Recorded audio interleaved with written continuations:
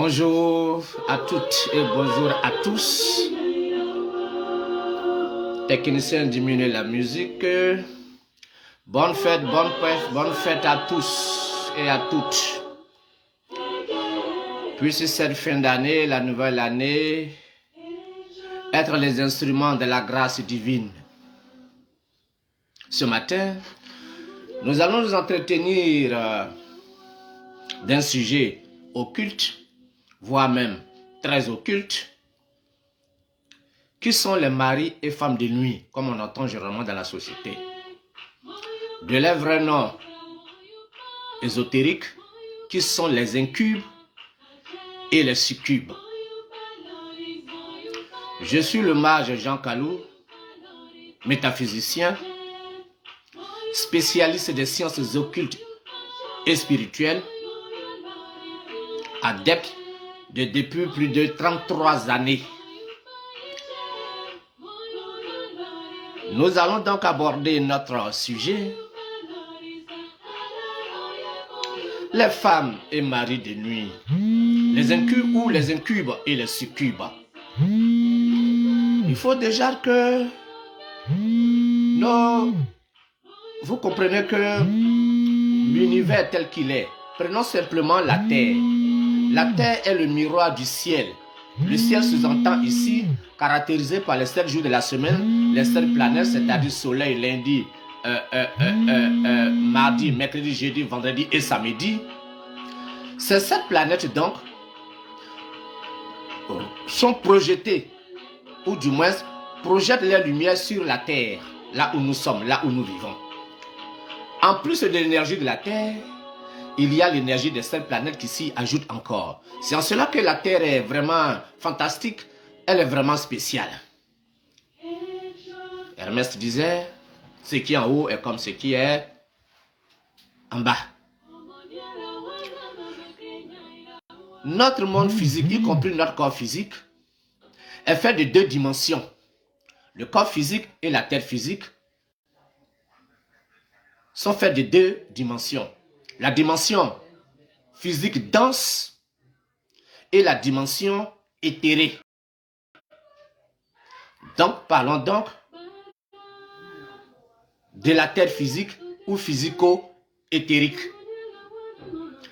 Le corps physique de l'homme tel que vous le voyez, dans sa dimension dense, c'est ce que nous touchons, l'aspect de la viande, les os et tout ça, mais possède une double nature. Appelons ça ensemble éthéré, donc éthérique, corps physique. Il y a 4 sortes d'éthers qui caractérisent le corps physique de l'être humain. Et la dimension dense de l'être humain est produite par des liquides, des solides et des gaz. Donc ça fait au total 7. Le monde physique qui nous porte là aussi est fait de éthérique, donc 4 éthers et 3 dimensions denses, liquide, solide et gaz. Ce n'est pas encore le corps astral. Le corps éthérique de chaque être humain, de l'être humain ordinaire, va jusqu'à 1 cm de son corps physique. C'est ce que j'appelle l'âme biologique. Car c'est ce corps éthérique-là qui nourrit, qui alimente, qui vitalise, qui donne vie au corps physique dense. De la même manière, la terre physique est aussi alimentée par cette dimension, ce plan éthérique. C'est l'éther, au travers, la présence de l'éther dans le corps physique, y compris dans la terre, qui produit le goût de toutes choses, qui produit les couleurs, les odeurs. Vous voyez un peu? Par conséquent, cette énergie, le corps éthérique indissociable du corps physique, peut être manipulée. Chez nous les initiés, ceux qui pratiquent profondément la méditation, pour ceux qui pratiquent la spiritualité ou qui prient dans un état de non-dualité, le corps éthérique qui est séparé à 1 cm du corps ordinaire peut se dilater jusqu'à 1,5 cm, voire même 2 cm. Coupe-moi la musique s'il te plaît. voire même 2 centimètres du corps. C'est cette âme qui est mortelle. Cette âme, cette première âme, c'était le corps éthérique de la densité du corps physique. Cette âme est mortelle. C'est une énergie. On peut donc la pomper. On peut l'aspirer. C'est ça le vampirisme. Si vous transférez le corps éthérique d'un être humain d'un animal quelconque, cet animal-là n'aura plus la même, le même goût qu'il avait en tant qu'animal. Il n'a plus les mêmes odeurs non plus. Si on le transfère d'un poulet, comme c'est la fête, ce poulet-là n'aura plus de goût d'un poulet. Il aura le goût de la personne qui était propriétaire de ce fourreau éthérique. Si une maladie se cache dans la nature éthérique de l'être humain, cette maladie peut grandement et valablement échapper aux appareils de la médecine. Parce que je l'ai bien dit, il y a 4 états d'éther. Cela dépend de quel degré d'éther le mal s'est logé. Lorsqu'on vous tire un jacatou fusil de sorcellerie, comme on m'en a tiré au Bénin, quand j'ai fait l'émission sur les sciences occultes à Golf TV, eh bien, ça ne peut pas me pénétrer, puisque je suis un initié. Ce jacatou-là va s'implanter dans votre corps éthérique, va perforer votre corps éthérique. Et je vous le dis, une fois qu'une partie de l'organe humain, de l'être humain, est perforée, c'est-à-dire la dimension éthérique est perforée, il n'y a rien à faire, cette partie n'est plus alimentée, cette partie ne peut que pourrir, c'est décomposé, ne peut que pourrir. Cette âme, les animaux en ont, les végétaux, les minéraux, les humains également, y compris notre mère, la terre. Au sein du corps éthérique, je vais vous dire encore quelque chose. L'être humain meurt à partir des pieds. Le corps éthérique se dissout par les pieds, progressivement le ventre, la poitrine et la tête. La tête est dominée par l'élément feu, très actif, la poitrine par l'élément air, le ventre par l'élément eau et les pieds par l'élément terre. C'est pour cette raison que lorsqu'on enterre un cadavre humain, après des jours sous le déterre, on va voir que sa chevelure, ses ongles sont encore en train de pousser.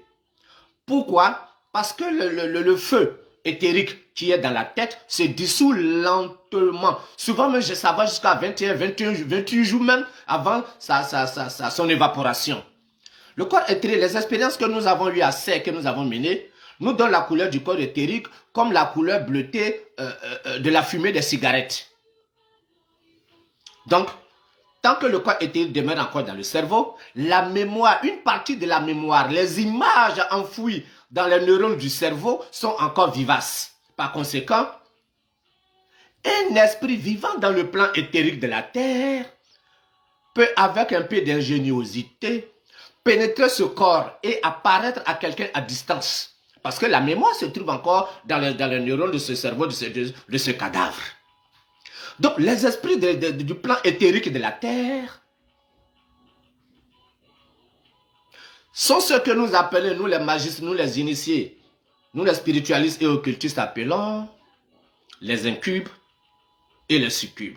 Ce sont des mots latins, succubus ou succubus, qui veut dire se coucher sur. En vérité, ces êtres-là sont très malsains. Ils sont d'une évolution très embryonnaire. C'est ce qu'on devrait appeler les esprits vils. Ils ne servent pas à grand-chose. Le sorcier se tire d'amitié avec eux. Le religieux qui veut faire des miracles dans ses églises, se les attire en utilisant des pratiques malsaines, des cadavres, des os de cadavres, pour pouvoir posséder les hommes dans les églises et les faire tomber par les suites. Ce sont des créatures peu recommandables. Ils ont généralement une langue de longues oreilles et une longue queue.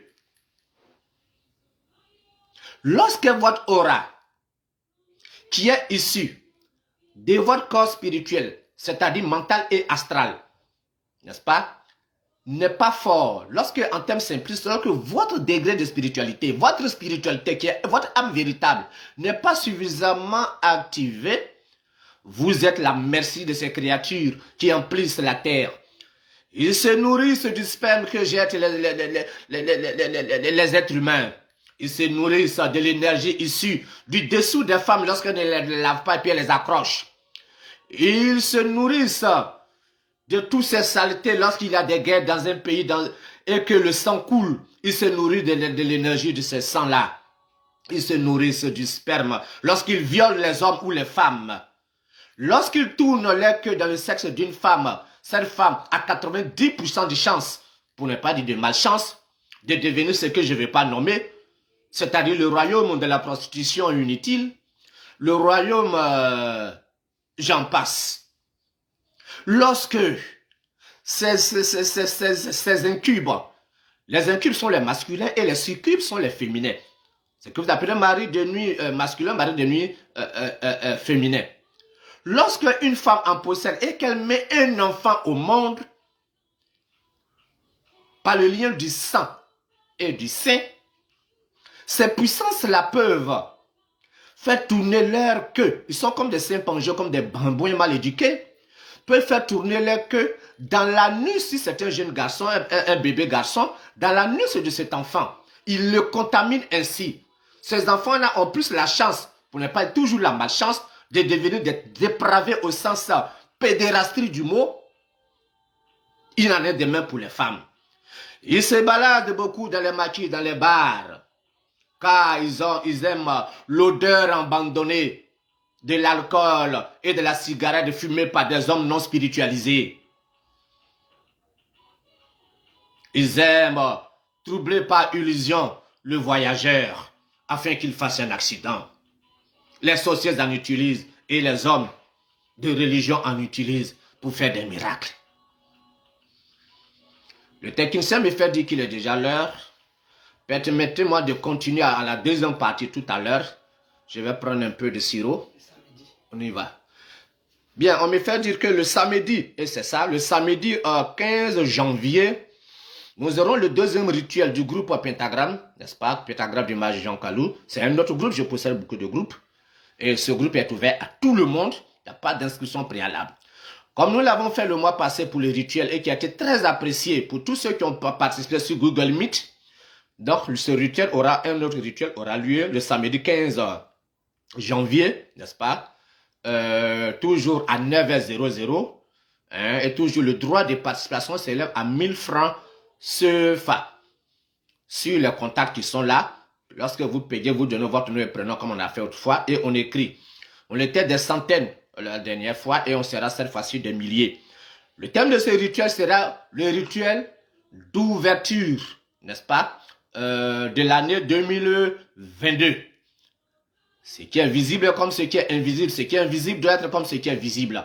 Il faut qu'on ouvre les portes spirituelles, n'est-ce pas, aux puissances angéliques de la nature pour que nous soyons encore plus victorieux et encore toujours gagnants. Donc, c'est la première information. Nous allons continuer le thème 2 la deuxième partie de ce même thème dans 1 minute. Merci à vous. Om Rashanti.